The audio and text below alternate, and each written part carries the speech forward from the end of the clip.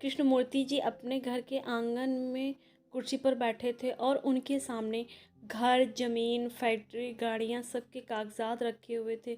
सोने चांदी के जेवर भी, कीमती सामान, रुपया पैसा, सब कुछ अपने सामने रखवाया था। और उनके बगल उनकी धर्मपत्नी खड़ी थी और उदास नज़रों से सब कुछ देख रही थी। और उनके सामने उनका बड़ा बेटा प्रवीण और उनकी पत्नी आशा साथ में खड़ी थी।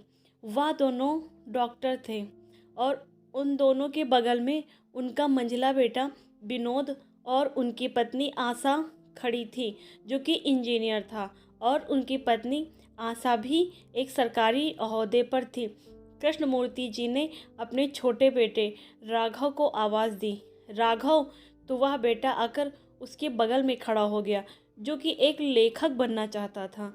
वह अपने भाभी और भाइयों के मुंह से रोज़ नकारा, निकम्मा, बेरोजगार जैसे शब्द सुनता था।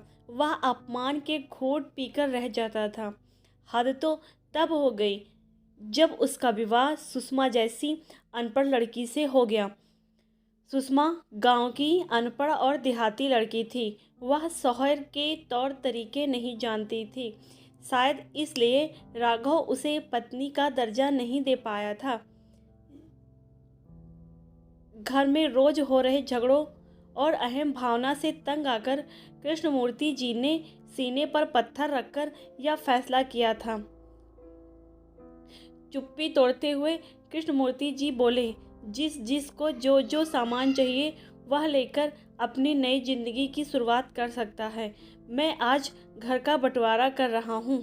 कृष्णमूर्ति जी की आवाज़ सुनकर उनके बड़े बेटे बहू और मंझले बड़े बेटे बहू की चेहरे पर खुशी आ गई। लेकिन छोटा बेटा राघव और उसकी पत्नी कुसुमा चुपचाप खड़े थे। तभी कृष्णमूर्ति जी ने कहा कि पहले बंटवारा राघव का है, वह जो चाहे ले सकता है। राघव कुछ नहीं बोला तो कुसुमा ने कहा, बाबूजी, अगर आप कहें तो इनकी जगह मैं बंटवारा लूँगी।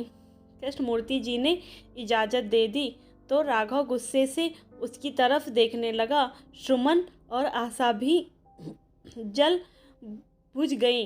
कुसुमा आगे बढ़कर आई और कृष्णमूर्ति जी और उनकी पत्नी का हाथ पकड़कर बोली, मुझे यही चाहिए बंटवारे में, और कुछ नहीं चाहिए। आप दोनों अनमोल हो।